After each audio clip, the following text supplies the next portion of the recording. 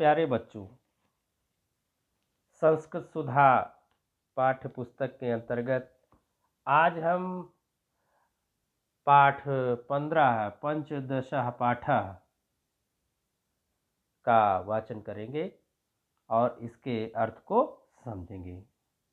बच्चों, पाठ का शीर्षक है षड ऋतवः, अर्थात 6 ऋतुएं। बच्चों, जैसा कि हम जानते हैं कि हमारे देश में प्रमुख रूप से 6 ऋतुएं होती हैं और ये 6 ऋतुएं हैं आपके ग्रीष्म, बसंत, वर्षा, शरद, हेमंत और शिशिर। बच्चों, इन 6 ऋतुओं के बारे में इस पाठ में जानकारी दी गई है।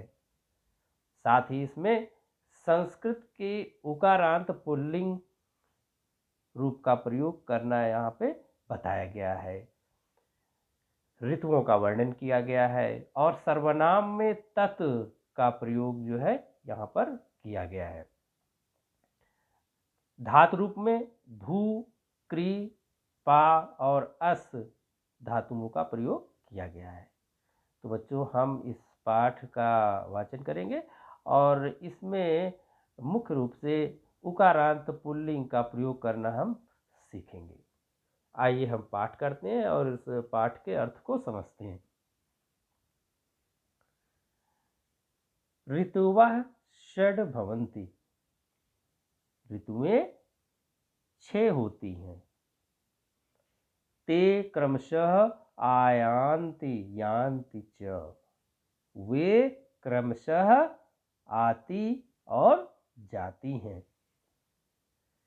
तेषां नामानि सन्ति, उनके नाम हैं वसंत, वसंतः, ग्रीष्मः, वर्षा, शरद, हेमंतः, शिशिरः च।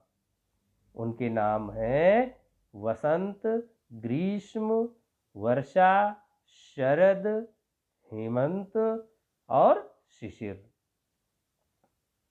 आप देखिए बच्चों, हम बारी बारी से हर एक ऋतु के बारे में जानकारी यहाँ पे इस पाठ में प्राप्त करेंगे। पहले ऋतु जो है जिसका वर्णन यहाँ किया गया है वो वसंत ऋतु है। प्रथमा ऋतु वसंतः, पहली ऋतु वसंत है।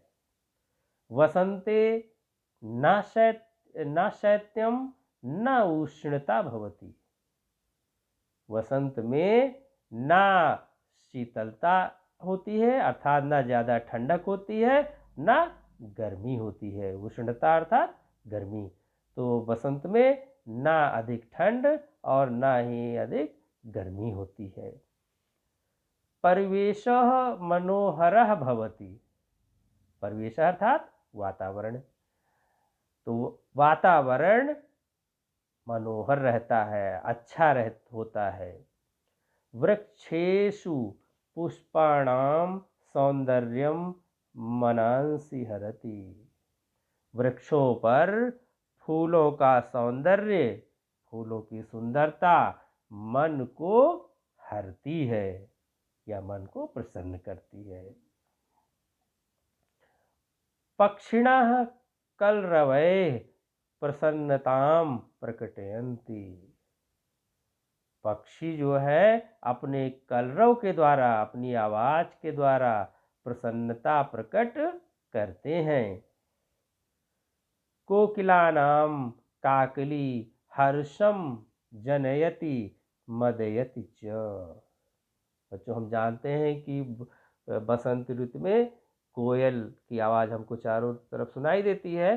तो यहाँ ये बताया गया है कि कोकिलानाम, कोकिलों का मधुर शब्द, काकली अर्थात मधुर शब्द हर्ष हर्ष को जन्म देता है और उसको बढ़ाता है, मदमस्त करता है।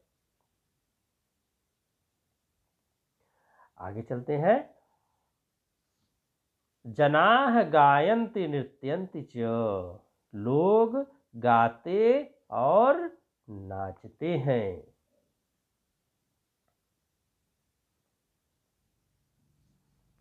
अब आते हैं बच्चों, देखिए ये तो बसंत ऋतु के बारे में बताया गया इस पैराग्राफ में। अब हम आते हैं दूसरे पैराग्राफ में, तीसरे पैराग्राफ में आते हैं कि द्वितीय ग्रीष्म। अब ग्रीष्म ऋतु के बारे में हम पढ़ते हैं कि द्वितीय ग्रीष्म, दूसरी ऋतु कौन है? ग्रीष्म है, गर्मी की ऋतु है। अस्मिन् ऋतौ भानौ उग्रः तापः सर्वत्र उष्णतां प्रसारयति। इस ऋतु में सूर्य का उग्र ताप, जो तेज उसका जो ताप है, टेम्परेचर है, वो सर्वत्र उष्णताम प्रसारयति, चारों ओर गर्मी को फैलाता है। ठीक है, कि इस ऋतु में सूर्य का जो उग्र ताप है वो चारों ओर गर्मी को फैलाता है। तप्ताः वायवः जनान् पशून् खगान् च व्याकुलान् कुर्वन्ति। गर्म हवा लोगों को, जनान मतलब लोगों को, पशुओं को, खगान पक्षियों को व्याकुल करती हैं। जो हवाएं गर्मी की चलती हैं वो सभी को परेशान करती हैं गर्मी के मौसम में। गृहे गृहे व्यजनम वातानुकूलितम यंत्रम च चलती। घर घर में पंखे और वातानुकूलित यंत्र अर्थात एसी वगैरह चलते हैं। अतएव विद्यालये ग्रीष्मावकाशः भवति। इस प्रकार गर्मी में जो है विद्यालय में ग्रीष्मावकाश होता है। तो बच्चों ये हो गया ग्रीष्म ऋतु के बारे में। अब आते हैं तीसरे ऋतु कौन है? वर्षा ऋतु है। तो तृतीय वर्षा ऋतु, तृतीय ऋतु जो है वो तीसरी ऋतु कौन है? वर्षा ऋतु है। अस्मिन् ऋतौ, इस ऋतु में आकाशे कृष्णवर्णा मेघा इतस्ततः भ्रमन्ति। इस ऋतु में आकाश में काले रंग के मेघ या बादल इधर उधर घूमते हैं। कदाचित तु भानो, कदाचित अर्थात कभी तो, तु भानो दर्शनमपि न भवति, और कभी तो सूर्य के दर्शन भी नहीं होते हैं। मेघाः धारा सार रूपेण वर्षन्ति। वर्षा ऋतु में बारिश होती है, तो यहाँ क्या बताया गया कि मेघा धारा सार रूपेण वर्षन्ति। मेघ जो है बादल मूसलाधार रूप से बरसते हैं। कृषकाः प्रसन्नाः भवन्ति। किसान प्रसन्न होते हैं। पशुभ्यः मानवेभ्यः च पर्याप्तानि तृणानि अन्नानि च उद्भवन्ति। जब बारिश होती है तो क्या होता है? पशुभ्यः पशुओं के लिए, मानवेभ्यः मानवों के लिए, इंसानों के लिए, पशुओं के लिए और मानवों के लिए पर्याप्तानि तृणानि, पर्याप्त रूप में तृणानि अर्थात घास और अन्न की उत्पत्ति होती है। तो बच्चों ये हो गया वर्षा ऋतु के बारे में बताया गया। अब आते हैं चौथे ऋतु में। चौथे ऋतु की बात हम पढ़ते हैं। चौथा ऋतु होता है शरद ऋतु होता है। ठीक है ना, जो कम ठंड का मौसम होता है वर्षा के बाद, और जब तेज ठंड होती है उसके बीच का जो मौसम होता है उसको हम शरद ऋतु कहते हैं।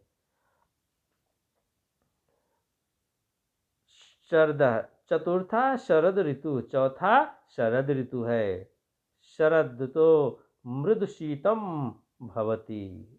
शरद ऋतु में हल्की ठंड होती है।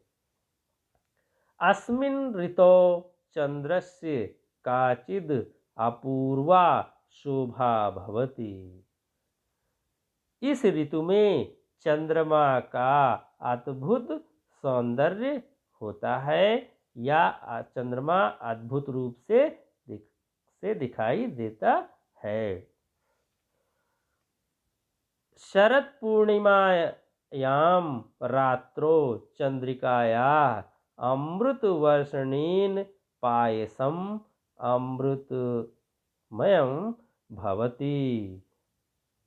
शरद पूर्णिमा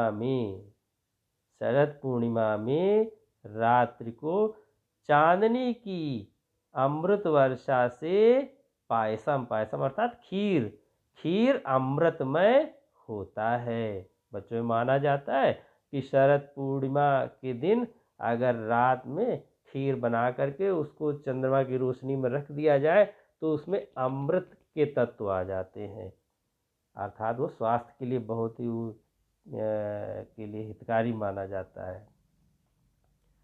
तो बच्चों ये हो गया शरद ऋतु के बारे में जानकारी। अब हम आते हैं पांचवें और छठे ऋतुओं के बारे में पढ़ते हैं। पंचमा हेमंतः, पांचवा ऋतु कौन है? पंचमा हेमंतः, पांचवा ऋतु जो है वो हेमंत है। षष्ठः शिशिरः च, और छठा ऋतु कौन है? शिशिर ऋतु है, जब कड़ाके की ठंड पड़ती है उसको शिशिर ऋतु कहते हैं। हेमंत ऋतो शिशिरः, हेमंत ऋतो शिशिर ऋतो च अत्यधिकम शीतम भवति। हेमंत और शिशिर ऋतु में बहुत ठंड होती है। पर्वत प्रदेशेषु हिमपातः भवति। इन दोनों महीनों में क्या होता है कि पर्वत जो प्रदेश होते हैं, जो पहाड़ी क्षेत्र होते हैं, उनमें हिमपात होता है, उसमें बर्फ गिरती है।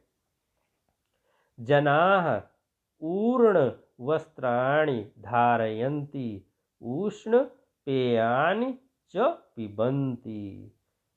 लोग जो है ऊनी वस्त्र पहनते हैं और गर्म पेय जो है, पीने वाली चीजें पीते हैं। तो बच्चों इस तरह से हमने भारत में जितनी भी 6 ऋतुएं होती हैं, प्रधान ऋतुएं, उनके बारे में हमने इस पाठ में पढ़ा और प्रत्येक ऋतु के बारे में हमने जानकारी प्राप्त की। और साथ ही बच्चों ऋतु जो उकारांत पुल्लिंग रूप है उसका हमने यहाँ प्रयोग करना भी सीखा। सर्वनाम के तत्रूप, धातु के भू, क्री, पा और अस रूपों का भी प्रयोग हमने इस पाठ के द्वारा करना सीखा।